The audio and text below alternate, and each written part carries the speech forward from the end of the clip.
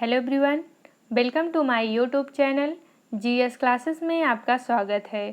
Friend, आज हम अपने इस वीडियो में जीआईसी लेक्चरर जिसमें 40 क्वेश्चन सामान्य अध्ययन के आने हैं, उसी से रिलेटेड हमारा प्रैक्टिस सेट नंबर 7 है। तो चलिए सॉल्व करते हैं। आज का हमारा फर्स्ट क्वेश्चन है, हाल ही में खादी प्राकृतिक पेंट के नए ब्रांड एम्बेसडर कौन बने हैं? इसका राइट आंसर है option number B, Nitin Gadkari. हाल ही में नितिन गडकरी को खादी प्राकृतिक पेंट के नए ब्रांड एम्बेसडर के रूप में नियुक्त किया गया है। वहीं कर्णम मल्लेश्वरी इनको दिल्ली खेल विश्वविद्यालय के प्रथम कुलपति के रूप में, मुख्तार अब्बास नकवी इनको पीयूष गोयल के स्थान पर राज्यसभा में सदन का उपनेता नियुक्त किया गया है तथा राज्यसभा में सदन का नेता के रूप में पीयूष गोयल को नियुक्त किया गया है।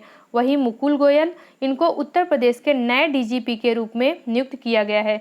बात की जाए राकेश अस्थाना को दिल्ली का नया पुलिस कमिश्नर नियुक्त किया गया है। हमारा नेक्स्ट क्वेश्चन है, हाल ही में मध्य प्रदेश राज्य के नए गवर्नर कौन बने हैं? ऑप्शन नंबर ए है PS Sreedharan Pillai, option number B है मंगू भाई छगन भाई पटेल, ऑप्शन नंबर सी है Thawar Chand Gehlot and option number D है हरिबाबू कंभमपति। इसका राइट आंसर है option number B, Mangu Bhai Chhagan भाई पटेल। हाल ही में मंगू भाई छगन भाई पटेल को मध्य प्रदेश राज्य के नए गवर्नर के रूप में नियुक्त किया गया है। हाल ही में कुल 8 राज्यों के राज्यपाल को चेंज किया गया है, जिसमें श्रीधरन पिल्लई इनको गोवा का राज्यपाल, थावरचंद गहलोत इनको कर्नाटक का राज्यपाल, हरिबाबू कंभमपति इनको मिजोरम का राज्यपाल, राजेंद्र विश्वनाथ अल्लेकर इनको हिमाचल प्रदेश के राज्यपाल, बंडारू दत्तात्रेय इनको हरियाणा के राज्यपाल तथा रमेश बैस इनको झारखंड के राज्यपाल, वहीं सत्यदेव नारायण आर्य इनको त्रिपुरा के राज्यपाल के रूप में नियुक्त किया गया है। बात आई है नियुक्ति, जो नए अपॉइंटमेंट हुए हैं उसमें से हाल ही में प्रवीण सिन्हा को केंद्रीय जांच ब्यूरो यानी सीबीआई का विशेष निदेशक नियुक्त किया गया है। यह किसके स्थान पर कार्यरत हैं? तो ये राकेश अस्थाना के स्थान पर कार्यभार संभाले हैं। शंभुनाथ श्रीवास्तव इनको Indian federation of United nation association का अध्यक्ष नियुक्त किया गया है तथा पुष्कर सिंह धामी को उत्तराखंड के नए मुख्यमंत्री के रूप में नियुक्त किए गए हैं। वहीं कल्याण नारायण भट्टाचार्य जी इनको त्रिपुरा के नए लोकायुक्त के रूप में नियुक्त किया गया है। हमारा नेक्स्ट क्वेश्चन है,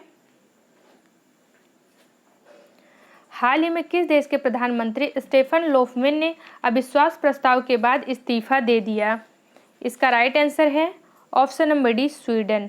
हाल ही में स्वीडन देश के प्रधानमंत्री स्टेफन लोफवेन के द्वारा अविश्वास प्रस्ताव के बाद इस्तीफा दे दिया गया है।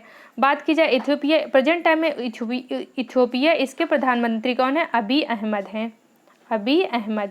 हमारा नेक्स्ट क्वेश्चन है, भारत के पहले सहकारिता मंत्री कौन हैं?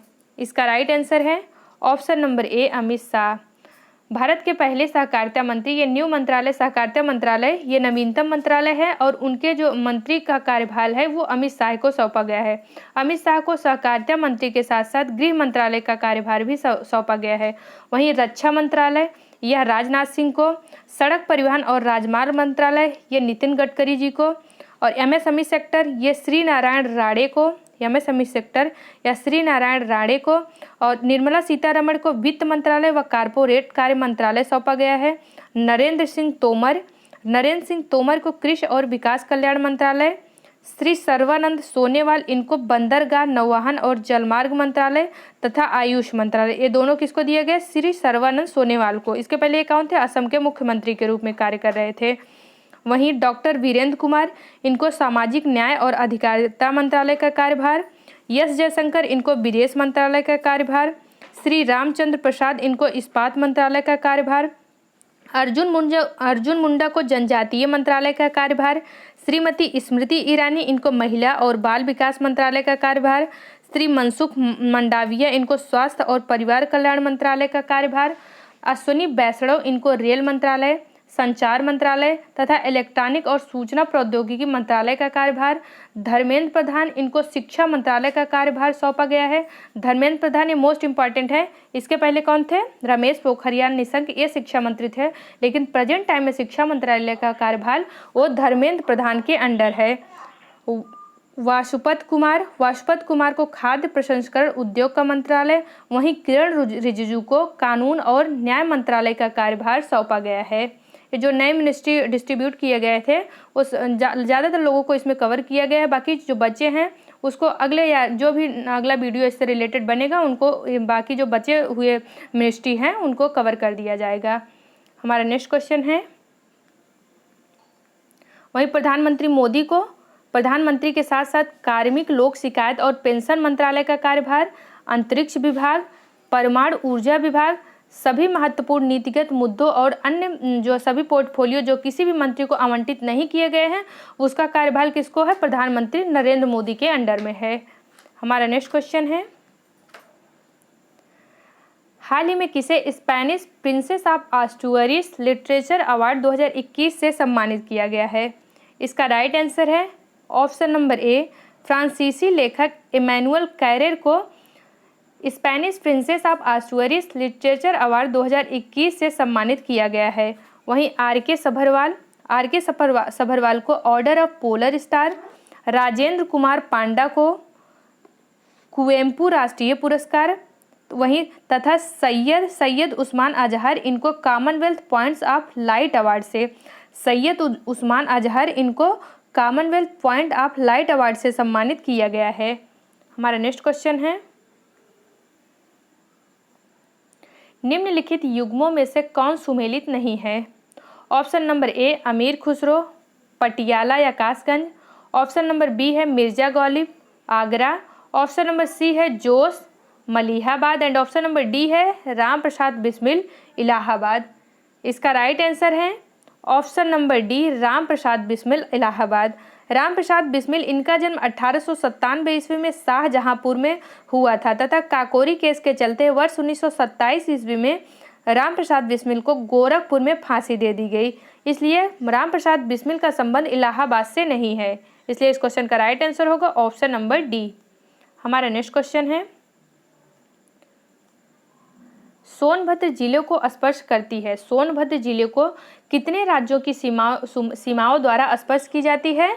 इसका राइट आंसर है ऑप्शन नंबर सी, 4 राज्यों की सीमाओं के द्वारा। जो उत्तर प्रदेश का सोनभद्र जिला है उसको 4 राज्य मध्य प्रदेश, छत्तीसगढ़, झारखंड व बिहार, मध्य प्रदेश, छत्तीसगढ़, झारखंड व बिहार 4 राज्यों की सीमाओं के द्वारा स्पर्श किया जाता है। हमारा नेक्स्ट क्वेश्चन है, भारतवर्ष में प्रथम कृषि विश्वविद्यालय की स्थापना की गई थी। इसका राइट आंसर है ऑप्शन नंबर डी, पंतनगर में। भारतवर्ष में प्रथम कृषि विश्वविद्यालय की स्थापना उत्तराखंड के पंतनगर में की गई थी। हमारा नेक्स्ट क्वेश्चन है, राष्ट्रीय बागवानी परिषद बोर्ड की स्थापना हुई थी। ऑप्शन नंबर ए वर्ष 1976 में, ऑप्शन नंबर बी वर्ष 1987 में, ऑप्शन नंबर सी वर्ष 1984 में एंड ऑप्शन नंबर डी है वर्ष 2002 में। इसका राइट आंसर है ऑप्शन नंबर सी वर्ष 1984 में। हमारा नेक्स्ट क्वेश्चन है, विश्व का धान जीन बैंक स्थित है। ऑप्शन नंबर ए चीन में, ऑप्शन नंबर बी है फिलीपींस में, ऑप्शन नंबर सी जापान में एंड ऑप्शन नंबर डी है भारत में। इसका राइट आंसर है ऑप्शन नंबर बी, फिलीपींस में। विश्व का धान जीन बैंक यह फिलीपींस देश में स्थित है। हमारा नेक्स्ट क्वेश्चन है, हड्डी से निर्मित आभूषण भारत में मध्य पाषाण काल के संदर्भ में प्राप्त हुए हैं। कहाँ से प्राप्त हुए हैं? ऑप्शन नंबर ए है सरायनाहर से, ऑप्शन नंबर बी है महदहा से, ऑप्शन नंबर सी है लेखहिया से एंड ऑप्शन नंबर डी है चौपानी मांडो से। इसका राइट आंसर है ऑप्शन नंबर बी, महदहा से। मध्य पाषाणकालीन स्थल उत्तर प्रदेश के महदहा, ये कहाँ पर स्थित है? प्रतापगढ़ में स्थित है। वहाँ से आभूषण या क्या है, वहाँ से हड्डी से निर्मित आभूषण प्राप्त हुए हैं। बात की जाए अगर आदमगढ़ या बागोर, यहाँ से पशुपालन के साक्ष्य। दमदमा, यहाँ से एक ही कब्र से 3 मानव कंकाल मिले हैं। नर्मदा घाटी, इस स्थल से मानव के प्रथम साक्ष्य मिले हैं। लहुरा देव, यहाँ से कृषि के प्राचीनतम साक्ष्य मिले हैं। मेहरगढ़, यहाँ से प्राचीनतम अस्थायी जीवन के प्रमाण मिले हैं। बुर्जहोम, यहाँ से मानव कंकाल के साथ कुत्ते का साक्ष्य मिला है तथा जम्मू कश्मीर के बुर्जहोम से ही गर्त आवास के साक्ष्य भी मिले हैं। लेखैया, यहाँ से सर्वाधिक मानव कंकाल मिले हैं। लेखैया से सर्वाधिक मानव कंकाल मिले हैं। चलते हैं आज के नेक्स्ट क्वेश्चन पर। निम्नलिखित पशुओं में से किस एक का हड़प्पा संस्कृति में पाई मुहरों और आकृतियों में निरूपण नहीं हुआ है? ऑप्शन नंबर ए गाय, ऑप्शन नंबर बी हाथी, ऑप्शन नंबर सी गैंडा एंड ऑप्शन नंबर डी है बाघ। इसका राइट आंसर होगा ऑप्शन नंबर ए गाय। ऑप्शन नंबर ए गाय। हड़प्पा संस्कृति की मोहरों एवं टेराकोटा कलाकृतियों में गाय का चित्रण नहीं मिलता है या गाय का अंकन नहीं मिलता है, जबकि हाथी, गैंडा, बाघ, हिरण, भेड़, इन सब जो जानवर हैं इनका अंकन मिलता है। गाय जो है उसका महत्व वैदिक काल से मिलता है, इसलिए इसका राइट आंसर होगा ऑप्शन नंबर ए। हमारा नेक्स्ट क्वेश्चन है, भारत पर प्रथम मुस्लिम आक्रमण किस वर्ष हुआ था? इसका राइट आंसर है ऑप्शन नंबर सी वर्ष 711 ईस्वी में। 711 ईस्वी में मोहम्मद बिन कासिम के नेतृत्व में या अरबों के द्वारा भारत पर पहला आक्रमण हुआ था और 712 ईस्वी में अरबों ने सिंध पर विजय प्राप्त की थी। उस समय सिंध का राजा कौन था? राजा दाहिर था। ये भी क्वेश्चन बहुत इंपॉर्टेंट था कि 712 ईस्वी में जब अरबों के द्वारा सिंध विजय की गई थी उस समय सिंध का शासक कौन था? तो राजा दाहिर था। और इसकी जानकारी जो है वो फ्रांसीसी ग्रंथ चचनामा से प्राप्त होती है, यानी फ्रांसीसी ग्रंथ चचनामा से अरबों द्वारा सिंध विजय की जानकारी प्राप्त होती है। हमारा नेक्स्ट क्वेश्चन है, दिल्ली सल्तनत का कौन सा सुल्तान लाख बख्श के नाम से जाना जाता है? Option number A Iltutmish, option number B Muhammad bin Tughlaq, option number C Balban and option number D Qutbuddin Aibak. इसका राइट आंसर है option number D Qutbuddin Aibak. लाखों का दान देने के कारण कुतुबुद्दीन ऐबक को लाख बख्श के नाम से जाना जाता है। इनका जो टाइम पीरियड है वो 1206 से लेकर 1210 तक माना जाता है। कुतुबुद्दीन ऐबक का टाइम पीरियड 1206 से लेकर 1210 तक माना जाता है। यह ऐबक नामक तुर्क जनजात से संबंधित था। इनकी जो उपाधियाँ थी वो लाख बख्श के साथ साथ और कौन सी थी? कुरान खां के नाम से भी इनको जाना जाता है। मोहम्मद गोरी के समय ये किस पद पर स्थित थे? तो मोहम्मद गोरी के समय ये आमिर ए आखुर के पद पर नियुक्त थे। कुतुबुद्दीन ऐबक के द्वारा सुल्तान की उपाधि धारण नहीं की गई थी। इनके द्वारा केवल मलिक एवं सिपह सलाह से जो है नामक उपाधि धारण की गई थी। 1210 ईस्वी में कुतुबुद्दीन ऐबक पोलो खेलते हुए इनकी मृत्यु हो जाती है। कुतुबुद्दीन ऐबक ये अपनी राजधानी लाहौर में ही स्थापित करते हैं और इनके द्वारा जो कार्य किए गए थे वो कौन कौन से थे? कुतुब मीनार का जो निर्माण कार्य है वो कुतुबुद्दीन ऐबक के द्वारा ही प्रारंभ किया गया था तथा कुतुबुद्दीन ऐबक के द्वारा दिल्ली में कुब्बत उल इस्लाम मस्जिद तथा अजमेर में 2.5 दिन का झोपड़ा ये नामक मस्जिद या 2.5 दिन का झोपड़ा नामक मस्जिद का निर्माण कुतुबुद्दीन ऐबक के द्वारा किया गया। हमारा नेक्स्ट क्वेश्चन है, सूची 1 को सूची 2 से सुमेलित कीजिए तथा नीचे दिए गए कूट से सही उत्तर चुनिए। सूची 1 में क्या है? जो है सूची 1 में समुद्री यात्री हैं और सूची 2 में जो है संबंधित देश हैं। चलिए मिलान करते हैं। वास्को डी गामा ये किस देश के जो है यात्री थे? तो पुर्तगाली थे। और कोलंबस ये कहाँ के थे? ये स्पेन के थे और इनके द्वारा अमेरिका की खोज की गई थी। कैप्टन कुक का संबंध ग्रेट ब्रिटेन से है और इनके द्वारा ऑस्ट्रेलिया की खोज की गई थी। वहीं तस्मान ये हालैंड के क्या थे? हालैंड के थे और इनके द्वारा किस देश की खोज की गई थी? तो न्यूजीलैंड की खोज की गई थी। इसलिए इस क्वेश्चन का राइट आंसर होगा ऑप्शन नंबर बी। हमारा नेक्स्ट क्वेश्चन है, निम्नलिखित में से कौन एक मुगल सम्राट द्वारा नियुक्त बंगाल का अंतिम गवर्नर था? इसका राइट आंसर होगा ऑप्शन नंबर बी मुर्शीद कुली खां। मुगल सम्राट फर्रुखसियर द्वारा व 1717 ईस्वी में मुर्शीद कुली खान को बंगाल का गवर्नर यानी सूबेदार नियुक्त किया गया। मुर्शीद कुली खान की मृत्यु के पश्चात उसका दामाद शुजाउद्दीन बंगाल का सूबेदार बना, जिसे तत्कालीन मुगल सम्राट मोहम्मद शाह रंगीला द्वारा मान्यता प्रदान किया गया। अतः मुगल सम्राट द्वारा स्वतंत्र रूप से नियुक्त बंगाल का अंतिम गवर्नर कौन था? वो मुर्शीद कुली खान था। इसलिए इसका राइट आंसर होगा ऑप्शन नंबर बी। चलते हैं आज के नेक्स्ट क्वेश्चन पर। महाराजा रणजीत सिंह के राज्य की राजधानी थी। Option number A Amritsar, option number B Patiala, option number C Lahore and option number D है कपूरथला। इसका राइट आंसर होगा option number C Lahore. Maharaja Ranjit Singh के समय इनकी राजधानी क्या थी? लाहौर थी। 1798 ईस्वी में जमान शाह ने पंजाब पर आक्रमण किया। वापस जाते समय उसकी जो तोपें थी वो चिनाब नदी पर गिर गई और रणजीत सिंह ने क्या किया कि जमान शाह की तोपें थी उसको निकलवा कर उसे वापस कर देते हैं। बदले में जमान शाह उन्हें लाहौर पर अधिकार करने की अनुमति देते हैं। 1799 ईस्वी में रणजीत सिंह ने तत्काल लाहौर पर अधिकार कर लिया तथा उसे अपनी राजधानी बनाया। वहीं बात की जाए इस विजय के परिणाम स्वरूप रणजीत सिंह की प्रतिष्ठा में वृद्धि हुई। उसने 1805 में अमृतसर को भी अपनी जो है भंगी मिसल से छीन लिया।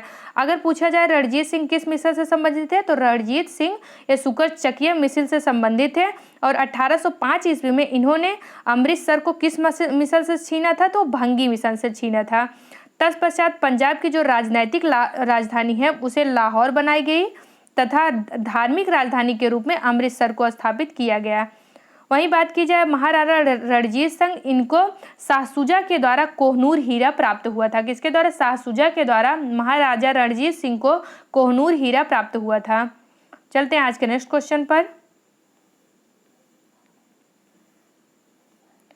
भारत के प्रथम गवर्नर जनरल थे। Option number A Robert Clive, option number B Warren Hasting, option number C है Lord Mayo and option number D है लॉर्ड डलहौजी।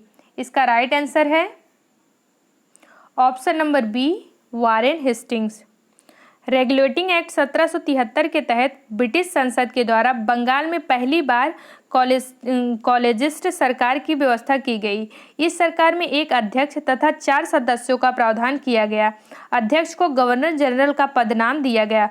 वॉरेन हेस्टिंग को 1774 में बंगाल का प्रथम गवर्नर जनरल नियुक्त किया गया। इसलिए इस क्वेश्चन का राइट आंसर होगा option number B Warren Hastings. Bengal के गवर्नर जनरल को भारत का गवर्नर जनरल अगर पूछा जाए किस एक्ट के द्वारा किया गया तो 1833 के चार्टर एक्ट के द्वारा बंगाल के गवर्नर जनरल को भारत का गवर्नर जनरल बना दिया गया। और भारत का प्रथम गवर्नर जनरल कौन था? वो भारत का प्रथम गवर्नर जनरल 1833 ईस्वी में लॉर्ड विलियम बेंटिंग को बनाया गया। चलते हैं आज के नेक्स्ट क्वेश्चन पर। निम्नलिखित में से कौन सही सुमेलित नहीं है? ऑप्शन नंबर ए है लॉर्ड कॉर्नवालिस अस्थायी बंदोबस्त, ऑप्शन नंबर बी है लॉर्ड बेलेजली सहायक संधि प्रणाली, ऑप्शन नंबर सी है सर जॉन शोर आंग्ल नेपाल युद्ध एंड ऑप्शन नंबर डी है लॉर्ड हेस्टिंग तृतीय आंग्ल मराठा युद्ध। इसका राइट आंसर होगा option number C sir John Shore आंग्ल नेपाल युद्ध। आंग्ल नेपाल युद्ध यह 1814 से स्टार्ट हुआ था और 1816 के सुगौली के संधि के द्वारा समाप्त होता है। और इस समय जो किसका शासन था या कौन जो गवर्नर जनरल के रूप में कार्यरत थे? तो इस time lord Hastings governor general के रूप में कार्यरत थे, ना कि सर जॉन शोर। इसलिए इस क्वेश्चन का राइट आंसर होगा ऑप्शन नंबर सी। हमारा नेक्स्ट क्वेश्चन है इल्बर्ट बिल विवाद किससे संबंधित है? ऑप्शन नंबर ए भारतीयों द्वारा हथियार लेकर चलने पर कुछ प्रतिबंधों का लागू किया जाना, ऑप्शन नंबर बी है भारतीय भाषाओं में प्रकाशित होने वाले समाचार पत्रों और पत्रिकाओं पर प्रतिबंध लागू किया जाना, ऑप्शन नंबर सी है यूरोप के लोगों के मामले की सुनवाई करने के लिए भारतीय न्यायाधीशों पर लगाई गई अयोग्यताओं को हटाया जाना एंड ऑप्शन नंबर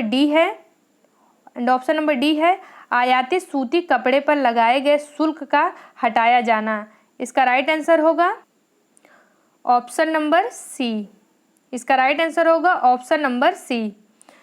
इल्बर्ट जो वायसराय की परिषद के विधि सदस्य थे, इन्होंने 2 फरवरी 1883 को विधान परिषद में एक विधेयक प्रस्तुत किया जिसे इल्बर्ट बिल के नाम से जाना जाता है।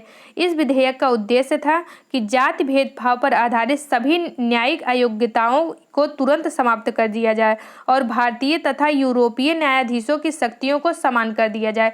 इसके पहले क्या था कि जो भी ईसाई थे उनके केस की सुनवाई कोई भी भारतीय नहीं कर सकते थे, लेकिन इसमें ये सारे जो है समाप्त कर दिए, यानी भारतीय तथा यूरोपीय न्यायाधीश थे उनकी शक्तियों को समान करने के लिए इल्बर्ट बिल लाया गया था। कब लाया गया था? ये 1883 ईस्वी को। 1883 ईस्वी को। हमारा नेक्स्ट क्वेश्चन है, भारत का एक राज्य जिससे होकर कर्क रेखा गुजरती है।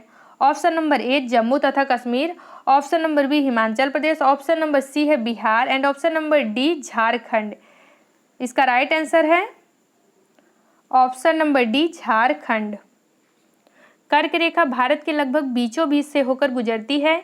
इस रेखा पर पड़ने वाले भारत के कुल 8 राज्य गुजरात, राजस्थान, मध्य प्रदेश, छत्तीसगढ़, झारखंड, पश्चिम बंगाल, त्रिपुरा तथा मिजोरम है।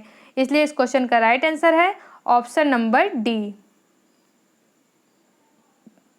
हमारा नेक्स्ट क्वेश्चन है,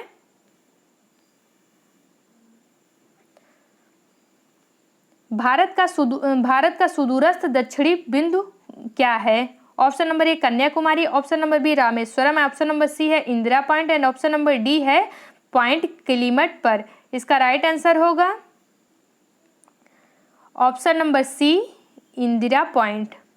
भारत के जो 4 बिंदु हैं उसमें उत्तर, दक्षिण, पूरब, पश्चिम, जो सबसे उत्तरी बिंदु है इसे इंदिरा पॉइंट के नाम से जाना जाता है तथा भारत का जो सबसे दक्षिणतम बिंदु है इसे इंदिरा कॉल के नाम से जाना जाता है। भारत का जो पूर्वी बिंदु है, भारत को सुदूर जो पूर्वी बिंदु है इसको किबुथ नाम से जाना जाता है। किबुथ ये अरुणाचल प्रदेश में स्थित है। वहीं भारत का जो एकदम पश्चिमी बिंदु है वो कौन सा है? वो गुहार मोती जो कि गुजरात राज्य में स्थित है। कौन सा है? गुहार मोती। इसलिए इस क्वेश्चन का राइट आंसर होगा option number C Indira point. हमारा नेक्स्ट क्वेश्चन है, बांग्लादेश की सीमा से लगे भारत के राज्य हैं। इसका राइट आंसर होगा option number C Meghalaya, Assam, Paschim Bengal व त्रिपुरा। जो बांग्लादेश है इससे इस तरफ से क्या कहते हैं पश्चिम बंगाल घिरा हुआ है, यहाँ से असम और मेघालय व त्रिपुरा, ये जो 4 स्टेट हैं भारत के 4 स्टेट यानी मेघालय, असम, पश्चिम बंगाल, त्रिपुरा, ये चारों स्टेट जो है वो बांग्लादेश की सीमा से लगे हुए हैं। हमारा नेक्स्ट क्वेश्चन है, भारतीय उपमहाद्वीप मुख्यतः एक विशाल भूखंड का भाग था जिसे कहते हैं। इसका राइट आंसर होगा option number D Gondwana land. भारतीय उपमहाद्वीप मूलतः एक विशाल भूखंड था और इस भूखंड को गोंडवाना लैंड के नाम से जाना जाता है, जो दक्षिण अमेरिका का पार्ट है या ऑस्ट्रेलिया व फिर भारतीय उपमहाद्वीप, ऑस्ट्रेलिया, ये सारे जो हैं वो गोंडवाना लैंड के पार्ट हैं। चलते हैं आज के नेक्स्ट क्वेश्चन पर। निम्नलिखित में से कौन सबसे नवीन पर्वत श्रेणी है? निम्नलिखित में से कौन सबसे नवीन पर्वत श्रेणी है? इसका राइट आंसर है ऑप्शन नंबर सी शिवालिक। जो शिवालिक श्रेणी है वो सबसे नवीनतम पर्वत श्रेणी है। हमारा नेक्स्ट क्वेश्चन है, हिमालय की रचना समानांतर वलय श्रेणियों से हुई है जिसमें से प्राचीनतम श्रेणी है। ऑप्शन नंबर ए शिवालिक श्रेणी, ऑप्शन नंबर बी निम्न श्रेणी, ऑप्शन नंबर सी बृहद हिमालय श्रेणी and option number D Dhauladhar श्रेणी। इसका राइट आंसर होगा ऑप्शन नंबर सी बृहद हिमालय श्रेणी। वलयों की तीव्रता तथा निर्माण की आयु के आधार पर हिमालय को 4 समानांतर संरचनात्मक क्षेत्रों में बांटा गया है। ट्रांस हिमालय, जिसे तिब्बत हिमालय के नाम से भी जाना जाता है, पहला है ट्रांस हिमालय। दूसरा है बृहद हिमालय, जिसे महान हिमालय के नाम से भी जाना जाता है। तीसरा है लघु हिमालय, जिसे मध्य हिमालय के नाम से भी जाना जाता है तथा चौथा है बाह्य हिमालय, जिसे उप हिमालय अथवा शिवालिक हिमालय के नाम से भी जाना जाता है, जिसमें से जो पहला हिमालय है वो कौन सा है? बृहद हिमालय। बृहद हिमालय को किस हिमालय के नाम से जाना जाता है? महान हिमालय के। तो इसमें जो दिए गए विकल्प हैं उसमें सबसे प्राचीनतम कौन सा है, सबसे पुराना कौन सा है? बृहद हिमालय। इसलिए इस क्वेश्चन का राइट आंसर होगा ऑप्शन नंबर सी। हमारा नेक्स्ट क्वेश्चन है, निम्नलिखित समूहों में से कौन सा पूर्व से पश्चिम की ओर पर्वत शिखरों का सही क्रम है? इसका राइट आंसर है option number B, Kanchenjunga, Everest, Annapurna व धौलागिरी। जो पर्वत चोटियां हैं उसमें सबसे पहले जो सबसे पश्चिमी में कंचनजंगा है, फिर उसके बाद एवरेस्ट है, उसके बाद अन्नपूर्णा व लास्ट में कौन सा है? धौलागिरी है।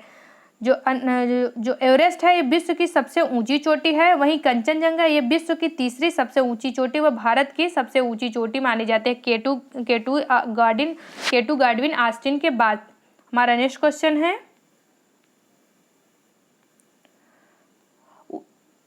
उत्तर से शुरू कर दक्षिण की ओर नीचे दी गई पहाड़ियों का सही अनुक्रम कौन सा है? यानी उत्तर से इसमें शुरू करना है और दक्षिण की ओर जाना है, तो इसमें जो पहाड़ियों का या जो पर्वतों का सही क्रम है उसको चूज करना है। तो इस क्वेश्चन का राइट आंसर होगा ऑप्शन नंबर सी। सबसे उत्तर में कौन सा है? क्या है? उत्तर से शुरू करना है तो सबसे उत्तर में है नल्ला मलाई की पहाड़ियाँ, उसके बाद जावेदी की पहाड़ियाँ, फिर नीलगिरी की पहाड़ियाँ और सबसे जो है दक्षिण में कौन सा है? अन्नामलाई की पहाड़ियाँ। यानी सबसे ऊपर नल्ला मलाई की पहाड़ियाँ, फिर जावेदी की पहाड़ियाँ या जावेदी की पहाड़ियाँ, फिर थर्ड नंबर पे है नीलगिरी की पहाड़ियाँ और लास्ट में कौन सा है? अन्नामलाई की पहाड़ियाँ। इसलिए इस क्वेश्चन का राइट आंसर होगा ऑप्शन नंबर सी। हमारा नेक्स्ट क्वेश्चन है, निम्नलिखित में से किस अधिनियम ने केंद्र में द्वैध शासन प्रणाली को स्थापित किया? इसका राइट आंसर है ऑप्शन नंबर ए, भारत शासन अधिनियम 1935। भारत शासन अधिनियम 1935 के द्वारा केंद्र में द्वैध शासन व्यवस्था लागू की गई। अगर बात की जाए राज्य में द्वैध शासन व्यवस्था, तो भारत शासन अधिनियम 1919 के द्वारा ये जो है वो राज्यों में या प्रांतों में द्वैध शासन व्यवस्था लागू की गई थी। भारत शासन अधिनियम 1935 के जो और इम्पोर्टेंट पॉइंट हैं वो कौन कौन से हैं? तो अखिल भारतीय संघ की स्थापना भारत शासन अधिनियम 1935 के तहत की गई थी। अगला है संघीय न्यायालय, इसकी भी स्थापना भारत शासन अधिनियम 1935 के अंतर्गत। शक्तियों का हस्तांतरण, राष्ट्रपति को अध्यादेश, अवशेष शक्तियां गवर्नर जनरल के पास, या भारत शासन अधिनियम के अंतर्गत अवशेष शक्तियां जो थी वो गवर्नर जनरल के पास तथा प्रांतों को स्वायत्तता का संकेत दिया गया था। वही केंद्र को या वही केंद्र में ये क्या किया गया था? केंद्र में द्वैध शासन व्यवस्था प्रणाली लागू की गई थी। और भारत शासन अधिनियम 1935 के द्वारा ही वर्मा को भारत से अलग किया गया था और इस अधिनियम के तहत 1937 ईस्वी में वर्मा भारत से अलग हो गया। इसलिए इस क्वेश्चन का राइट आंसर होगा ऑप्शन नंबर ए। हमारा नेक्स्ट क्वेश्चन है, भारतीय संविधान सभा का गठन किया गया था। इसका राइट आंसर है option number C, cabinet mission योजना 1946 के अंतर्गत। भारतीय संविधान सभा का प्रतिनिधित्व निर्वाचक के आधार पर गठन किया गया कैबिनेट मिशन योजना 1946 के अंतर्गत। किस योजना के अंतर्गत? तो कैबिनेट मिशन योजना 1946 के अंतर्गत। बात की जाए अगर संविधान का निर्माण, तो यह क्रिप्स मिशन के अंतर्गत जो 1942 में आया था। और अगर पूछता है कि संविधान सभा का निर्माण किस मिशन के अंतर्गत किया गया था, तो 1946 के कैबिनेट मिशन के तहत। कंफ्यूज नहीं होना है, जो संविधान का निर्माण है वो क्रिप्स मिशन से संबंधित है, वही संविधान सभा का निर्माण ये कैबिनेट मिशन से संबंधित है। इसलिए इस क्वेश्चन का राइट आंसर होगा ऑप्शन नंबर सी। हमारा नेक्स्ट क्वेश्चन है, 1946 में निर्मित अंतरिम सरकार में कार्यपालिका परिषद के उपसभापति थे। इसका राइट आंसर है ऑप्शन नंबर ए, जवाहरलाल नेहरू।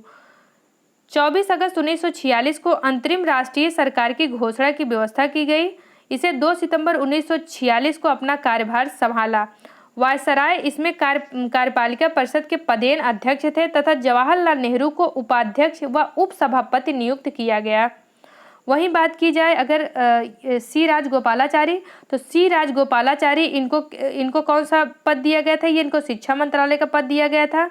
डॉक्टर राजेंद्र प्रसाद इनको खाद्य मंत्री बनाया गया था तथा जगजीवन राम इन्हें श्रम मंत्री से नवाजा गया। श्रम मंत्रालय का कार्यभार जगजीवन राम को दिया गया था।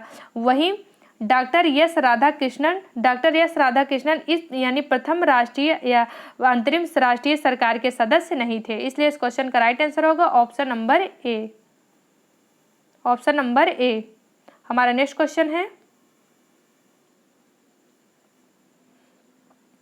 भारत के लिए संविधान की रचना है तो संविधान सभा का विचार निम्नलिखित में से सर्वप्रथम किसने प्रस्तुत किया था? इसका राइट आंसर है ऑप्शन नंबर ए, स्वराज पार्टी 1934। भारत के लिए संविधान की रचना हेतु संविधान सभा का विचार सर्वप्रथम स्वराज पार्टी ने वर्ष 1934 में प्रस्तुत किया था, इसलिए इस क्वेश्चन का राइट आंसर होगा ऑप्शन नंबर ए। हमारा नेक्स्ट क्वेश्चन है, भारत के संविधान का प्रारूप तैयार करने वाली संविधान सभा के सदस्यों को या किस तरह से चुना गया था?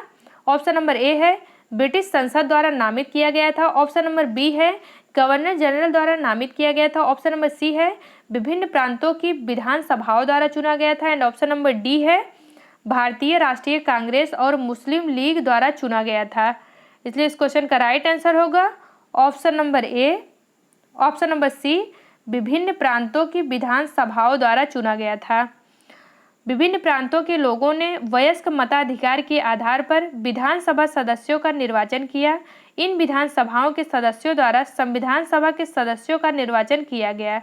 इस प्रकार संविधान सभा के सदस्य विभिन्न प्रांतों की विधानसभा सदस्यों द्वारा अर्थात अप्रत्यक्ष निर्वाचन द्वारा निर्वाचित किए गए थे। हमारा नेक्स्ट क्वेश्चन है, निम्नलिखित में से किसे संविधान सभा की संघ समिति या संविधान सभा की संघ संविधान समिति का अध्यक्ष कौन था? इसका राइट आंसर है option number C, Jawaharlal Nehru. Jawaharlal Nehru को संविधान सभा के संघ संविधान समिति के अध्यक्ष के रूप में चुना गया था। संविधान सभा ने संघ समिति या संघ संविधान समिति सहित कुल 8 प्रमुख समितियां थी, जिसमें पहला था नियम समिति, या ऐसे याद करेंगे कि जो राजेंद्र प्रसाद हैं उनको नियम समिति, संचालन समिति व रियासत समिति। नियम, संचालन व रियासत समिति ये तीनों राजेंद्र प्रसाद के अंदर में थे। अगला है प्रारूप समिति, ये डॉक्टर भीमराव के द्वारा या प्रारूप समिति की अध्यक्षता डॉक्टर भीमराव अंबेडकर को सौंपी गई थी। सलाहकार समिति जो है ये सरदार वल्लभ भाई पटेल के अंडर में थी। सलाहकार समितियों की 2 उप समितियां थी। कौन सी 2 उप समितियां? पहले थी मूल अधिकार उप समितियां, इसके अध्यक्ष JB कृपलानी थे, और दूसरी थी अल्पसंख्यक उप समिति, इसके अध्यक्ष HC मुखर्जी थे। सारे क्वेश्चन मोस्ट इंपॉर्टेंट है, बहुत बार पूछा गया है।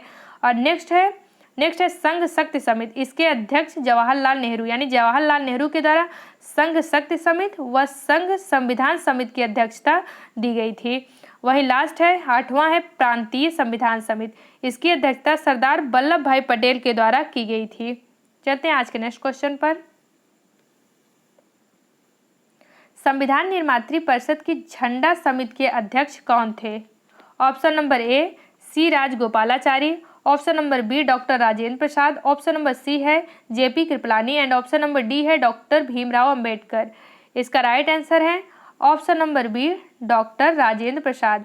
संविधान निर्मात्री परिषद की झंडा समिति के अध्यक्ष के रूप में डॉक्टर राजेंद्र प्रसाद को नियुक्त किया गया था। हमारा नेक्स्ट क्वेश्चन है, भारतीय संविधान को संविधान सभा द्वारा अंगीकृत किया गया। तो भारतीय संविधान को संविधान सभा द्वारा कब अंगीकृत किया गया? इसका राइट आंसर है ऑप्शन नंबर ए, 26 नवंबर 1949 ईस्वी को। भारतीय संविधान को संविधान सभा के द्वारा 26 नवंबर 1949 ईस्वी को अंगीकृत किया गया। वहीं 26 जनवरी 1950 को संविधान लागू हुआ, तो 26 जनवरी 1950 को ही राजकीय चिन्ह को अपनाया गया। कौन सा राजकीय चिन्ह है? अशोक स्तंभ को 26 जनवरी 1950 को अपनाया गया।